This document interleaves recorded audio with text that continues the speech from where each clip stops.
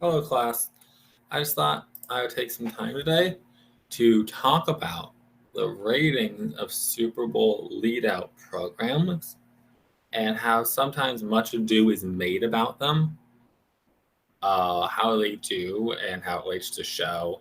And I could go into a whole thing about how it's essentially a myth that this helps your show. Okay, very few shows have ever actually gotten a boost from airing after the Super Bowl in the long term, though some of those that did, such as Grey's Anatomy, Survivor, and The Voice, have had such longevity that they get stuck in people's minds. Right? But my main thesis here is that the most important thing about being a Super Bowl lead out is nothing to do with your show. It is how early does the game end and how short do they keep the post-game show? Because millions of people are turning off their TV when the game ends. And most people have to work tomorrow because it's a Monday. And especially these times are for the East Coast, right? But it's getting late. You're fighting against sleep. So the most important thing is when your show starts. And there are going to be a couple exceptions to this. But I thought, let's just look at since 2001 to the present. When did the shows start and how did that affect their ratings? Now, I'm just going to talk total viewership here. Some of these shows have skewed different demographics than one another that paint like a broader picture. But I'm just going to keep it at total viewers to see how much audience of people keeping up, because that's what people look at for the Super Bowl. Right? Even though the other demographic numbers are really big, right? You see that big number recently, 123 million, the most watched broadcast of all time. Right? Was not the highest rated broadcast of all time. So I'll show you here. So here are a list of lead-out programs that managed since 2001 to have over 30 million viewers. Okay? I have color-coded this so that CBS is in blue, ABC is in green, NBC is in red, and Fox is in purple. Okay? Just to give you an idea, because the Super Bowl has this rotation. Right, so by far the most watched lead-out program since 2001 has been Survivor. It's the season 2 premiere, which got over 45 million viewers. And here's something that's really hard to comprehend. That's actually less than the season 1 finale of Survivor. Survivor was such a phenomenon in the summer of 2000, how it built. Karstein, nothing really been like it since. Right, so that sets it apart. Then everything else is in the 30 million range. We have Undercover Boss with over 38 million. We have Grey's Anatomy and The Voice, very close to one another, with 37.8 and 37.6 million.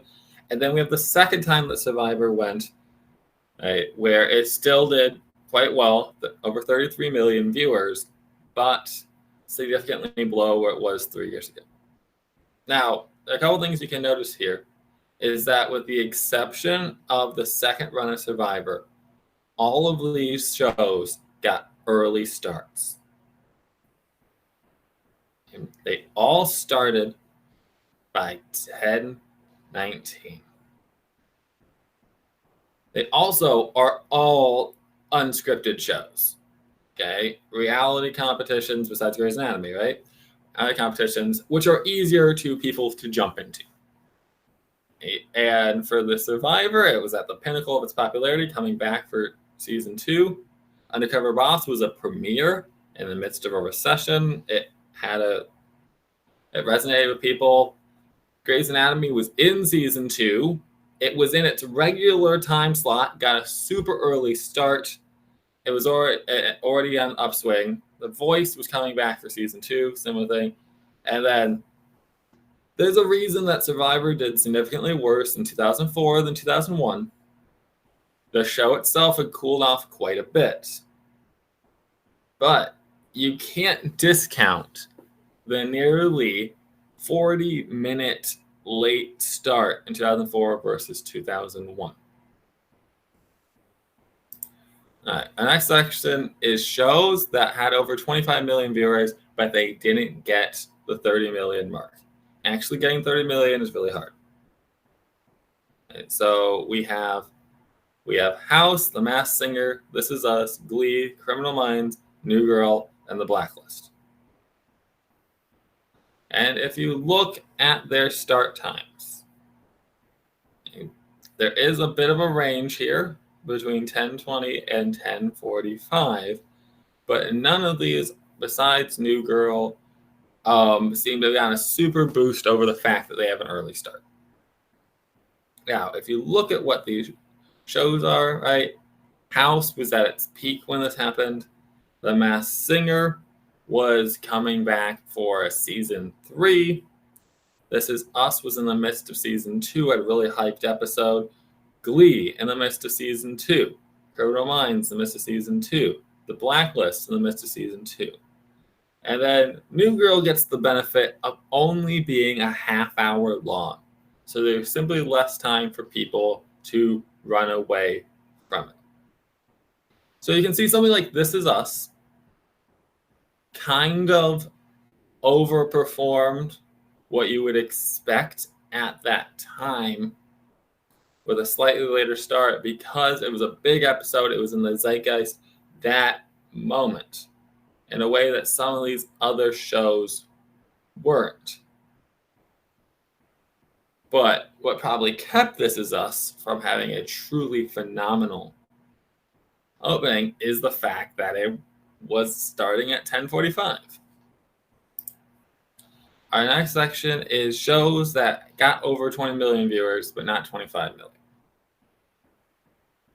Right, so we have the live coverage of the 2022 Winter Olympics.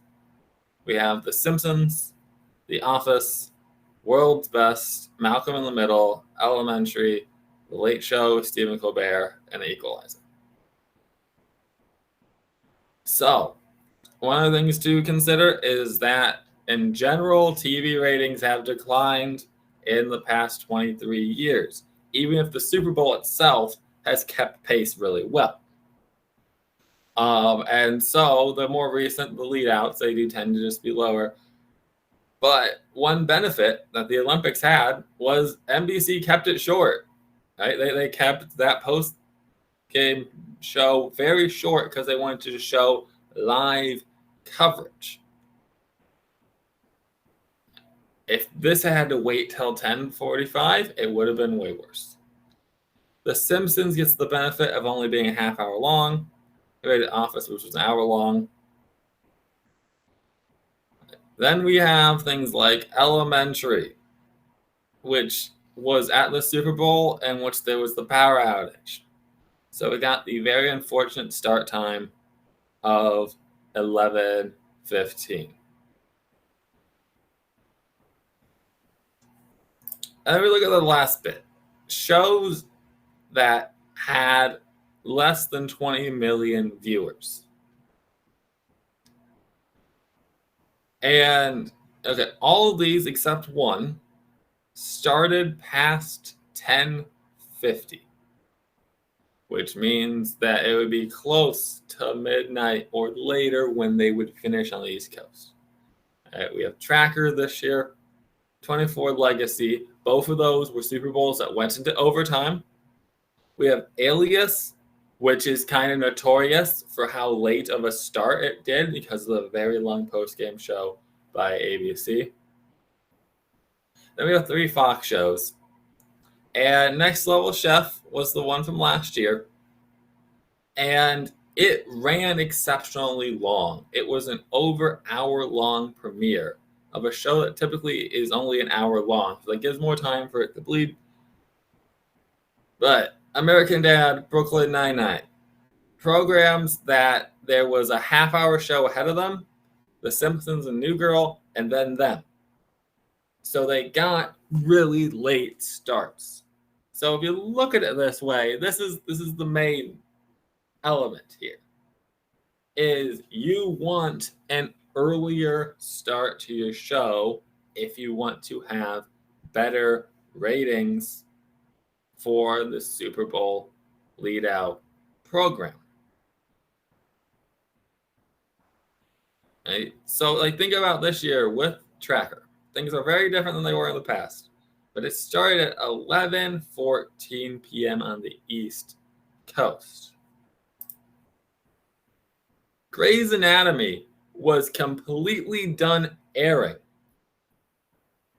when it had its Super Bowl lead out spot before Tracker even got to start. So you see how there's millions of viewers difference here. There's a lot of value in getting it started earlier rather than later. Now, why are the post-game shows seeming to just get longer and longer every year? And it's because the networks make more money from the post-game show than they do the lead-out program. It's not completely useless, but the Super Bowl doesn't give this automatic boost that some people think it does. And the networks are choosing some short-term, larger ad revenue from the longer post-game show than possibly having a better number for their lead-out program.